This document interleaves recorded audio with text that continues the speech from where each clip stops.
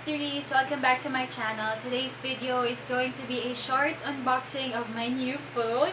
So I'll be out of the frame in a while, so let's just focus on the phone that I got for my birthday. So yeah, I hope you guys will enjoy this video. Don't forget to subscribe to my channel, like this video, comment down below any ideas that you want me to do next, and turn on the notification bell so you won't miss any of my coming videos. So yeah, let's go and start with the unboxing.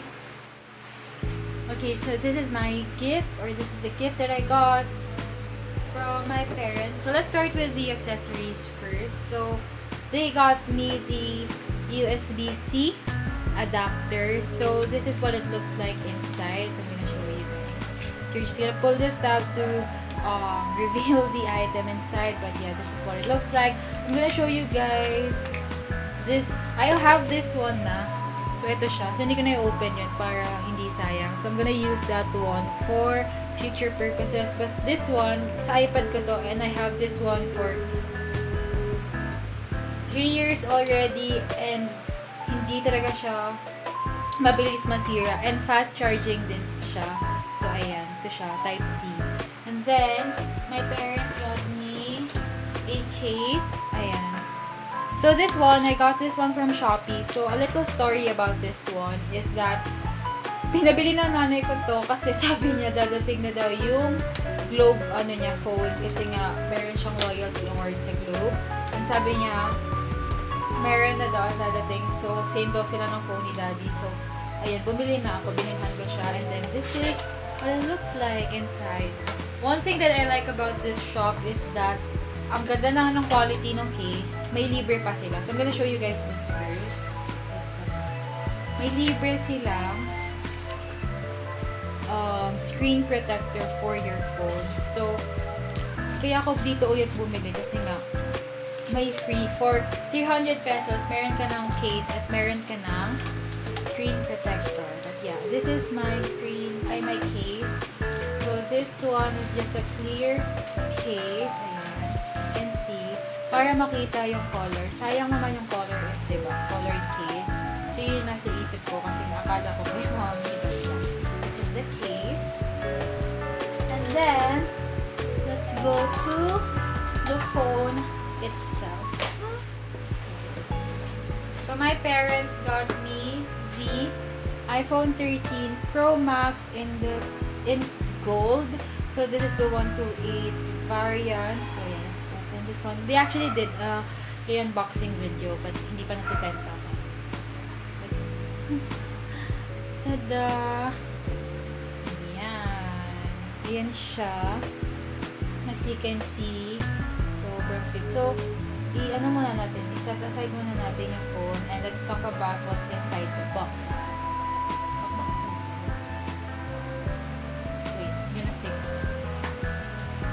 So inside the box, there are two compartments here. This one is the charger. Ayan. So Type-C na yung dulo. That's why you need the adapter. And also, one thing that I noticed about Apple is that I think from this one, nagbago na yung size ng case, ay yung ng box. Ayan, as you can see.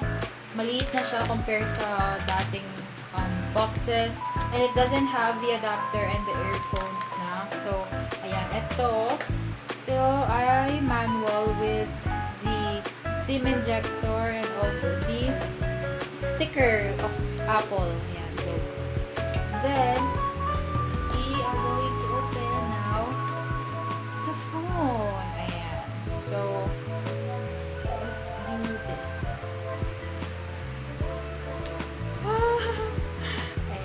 So, nilagyan na nila ng screen protector. So, I have an extra one. So, ayan. And then, lagay muna natin yung case. And then, let's also set this up na. Let's compare my old phone to my phone. So, I have before the iPhone XR. So, as you can see, wait, I'm gonna focus it. It has a different box shape na yung 13, and then yung XR medyo round. So I'm gonna remove the case of this one para makita nyo. may mag-hi din sa inyo sa likod ng phone. How you doing? So, yan. Fan po ako ng Friends. But yeah, this is what my old phone looks like. Ayan. So, you can see. And then, this one is the new. So, ang layo na ng difference nilang dalawa. But yeah, let's open this one. And I'm gonna set it up. Ayaw mag-open.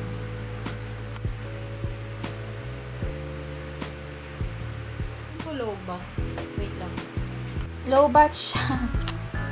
Ayan. So, i-charge ko lang and then I'll get back to you guys once nag-open na yung phone.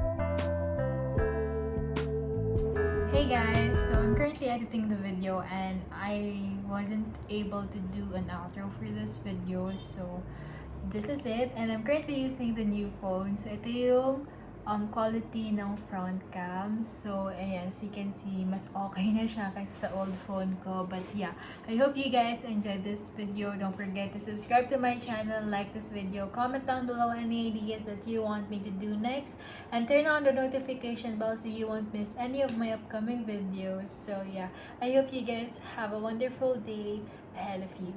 Bye!